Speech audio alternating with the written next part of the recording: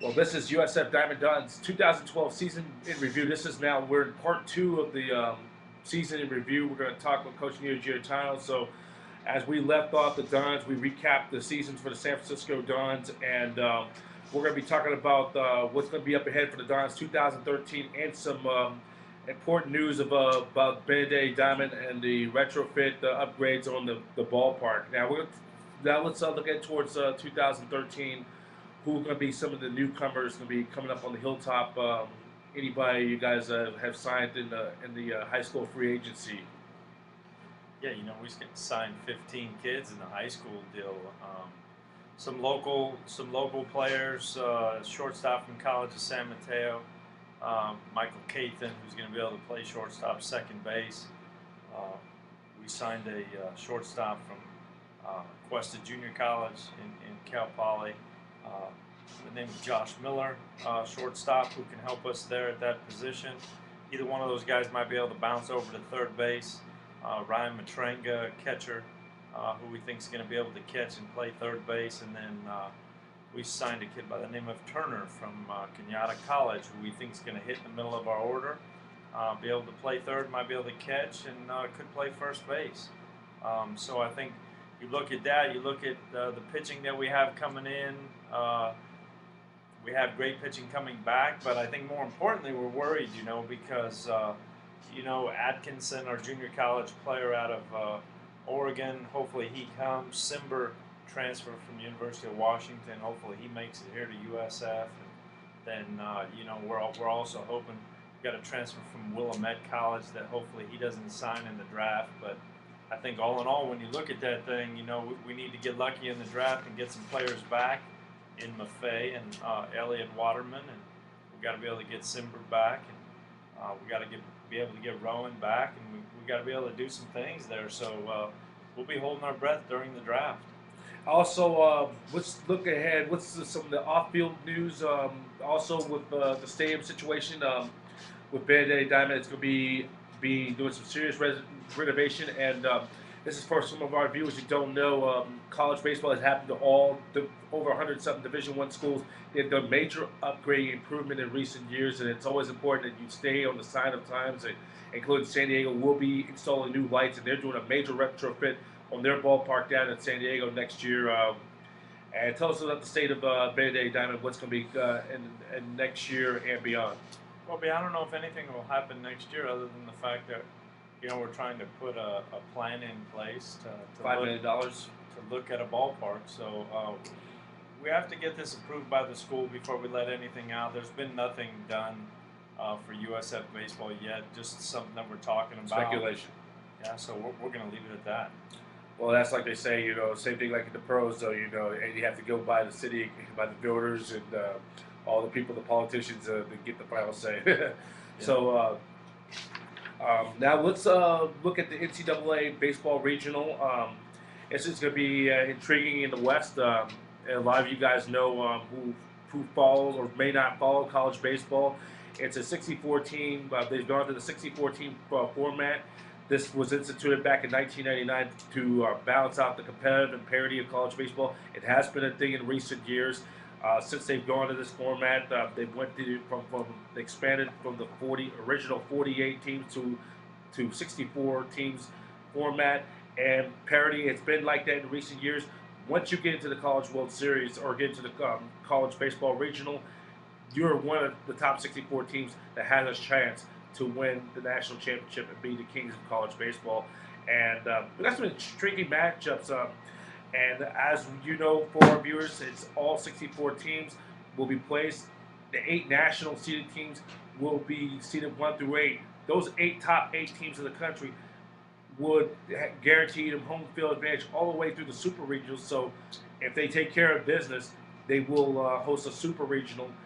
And as it is, it's a double elimination. You lose 2 games, you're out. You could lose 2 games in the first 2 single rounds and still make it to Omaha. And let's talk about this the West Regional out on the West Coast, the LA Regional, and when they're home first, Stanford, they'll take on the West Coast Conference champion Pepperdine Waves. They'll be seated second. Michigan State from the Big Ten, seated number 3. Fresno State from the WAC title champions. 9 of the last 10 years they've won that WAC title. And talk about that regional. Yeah, first of all, that regional's in Stanford, and Stanford doesn't play Pepperdine. Stanford plays Fresno. And then Pepperdine will play Michigan State. So I like Pepperdine's chances in that regional. I think they get past Michigan State. I definitely think that Pepperdine has good enough pitching to be able to hang in there with Stanford. You know, Stanford could get hot again, but they didn't play real well at Cal last weekend. So hopefully Pepperdine comes in and they did what they did in this conference, which was pitch, and they scored enough runs. So I really like the West Coast Conference chances. I like San Diego being at UCLA and being a number 2 seed. They're a national seed, though. Remember, UCLA is a national seed, so that's going to be that'll be a good matchup between John Savage and Rich Hill down in LA. Yeah, I think so. You know, with Creighton in there, New Mexico, but I like San Diego's chances. I like Pepperdine's chances, and I think the West Coast Conference will be very well represented in this year's regional. I wouldn't be surprised to see 2 teams make it into super regionals. Wow, not bad pronosticating, Coach. If you ever want to retire, you can be a baseball analyst. Let's check out in the East. Other regional sites. The number 1 overall team in the nation, Florida. They'll be taking on Georgia Tech, Charleston, Bethune-Cookman. The other one is going to be Florida State, the Tallahassee region. They are a national seed. They'll take on Mississippi State, Sanford, Connecticut, and UAB. And then the Houston regional, you got Rice, Arkansas, Sam Houston State, Prairie View. So what are your thoughts on the rest of the regionals? You know, I think that there's some good teams in there. I'm really looking forward to seeing the Purdue regional. My good friend Doug Schreiber, who I worked with at Arizona State, is at Purdue, and he's got them right at the top. In Gary, Indiana. And they're going to host in Gary, Indiana, and I really like their opportunity that Kentucky's going to come in there. And they got a chance to really do it. I like what's happening with the Arizona regional, Missouri in there, but I really like the way that Arizona's played all year, and I think that's going to be a good team. I'm really excited to see baseball in Oregon. I like what I see from Oregon hosting a regional at PG&E Park at their place. I think it's going to be a wonderful regional with the turf, with the sun in Oregon, and that could be a fun place to watch. Oh man, because I got a chance to run into a couple of Oregon Duck fans, and they're excited. They're jacked up. They were at the Giants game. I saw them on Monday, and they were just jacked up. They're just excited up there in Oregon that the first time they get a chance to host a regional, and maybe kind of fire one back at their neighbors from Corvallis, Oregon, the Oregon State Beavers. Yeah, Oregon State's got a rough road. You know, when you win a national championship, they make you earn it a third time, and then they got to travel to Florida and play in the regional, and then if they win, torture. If they win, they got to go back to Florida and play in the super regional. So that's gonna be a tough task for them. I remember in '97 when we had to go to Miami to play in a regional. Tough regional, and we all know what happened. Jason Michaels walked off grand salami, and then you had him right there to pull off a big upset, and then Miami ended up beating you in that the winner for all the marbles were advanced and punched their ticket to Omaha in the College World Series. And your thoughts about the College World Series, the field of 64, its parity, and another major important factor. The tournament's field of 64 is without. Come on in. The field of 64 will be without Texas for the first time since 1998 in 14 years. Yeah, you know, Texas didn't play good. They didn't deserve to get in, and no, they did not. I don't think Maryland did. I don't think Virginia Tech did. But I like the 64 teams right there. But hey, B, we gotta run. Me and Kyle gotta run. We don't have much time here. All right, Coach. Thank you very much. Right. And on behalf of everybody at BayAreaSportsWeekly.com and Dons.com, thank you very much, and thank you for all the work for 14 years. All right, B. All right. Good luck to you. That's head coach Nino Giarratano as that's for the 2012 San Francisco Dons as they're getting ready to do an interview. And for me, myself, this has been a pleasure of covering the Dons for the last 14 years. And this is my final show on USF reporting for the San Francisco Dons, effective immediately as today. as you know, that I am stepping down as Don's beat writer reporter. I've been in this news desk for the last 14 years, and it comes a time when you have to make some decisions. What's best for you and your family, and or for people around you. And earlier this year, I decided, when it was a possible, realistic chance that this team will not go to the tournament, though, that this will be my final year. And I had a great ride being the host and doing all the stuff, being a reporter for the Dons and doing USF Dons College Baseball Weekly Show on Public Access Channel 29 and doing the weekly shows on Dons TV and BayAreaSportsWeekly.com with all our affiliates with Dons TV and all that. But it becomes a time that, and the ball was going to fall on the roulette, and it was kind of was the time for me to say, it's time for me to say goodbye as a full-time reporter. But I will be back for all the Dons, do some specials for BayAreaSportsWeekly.com. I'll be back for when they have the Dante Benedetti Classic or the Dante Benedetti USF Diamond Dons golf tournament or the Alumni Weekend, and some very other special things when they have the Pete Rozelle Super Bowl party raffle ticket giveaway for those specials and the USF Diamond Dons Leadoff Crab Fest. So, this was a decision I made a few weeks ago, and because I want to step down, because I really want to give some opportunity. I really want to be committed with what I'm doing and with BayAreaSportsWeekly.com, and I'm passionate. We spend a lot of hours and all the times when the team has always felt good, though, when the team is winning, and it's a lot of hard work, and sometimes it becomes a point that it doesn't last forever.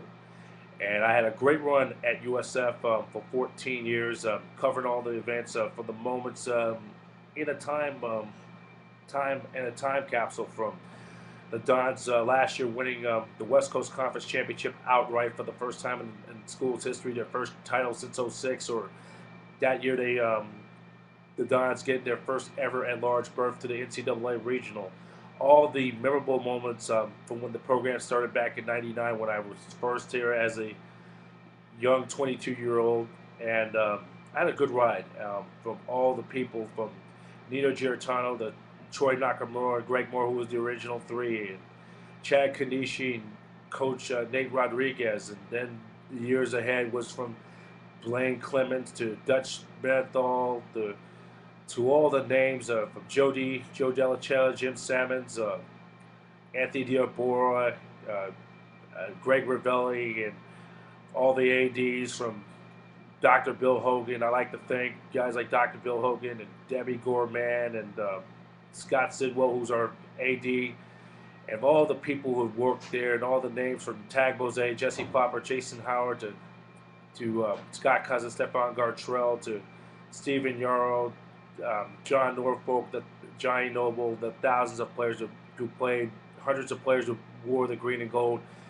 And also, I'd like to thank you, the fans, all the parents who, thank you for coming into my life. And now I talk about the players, talk about life as well.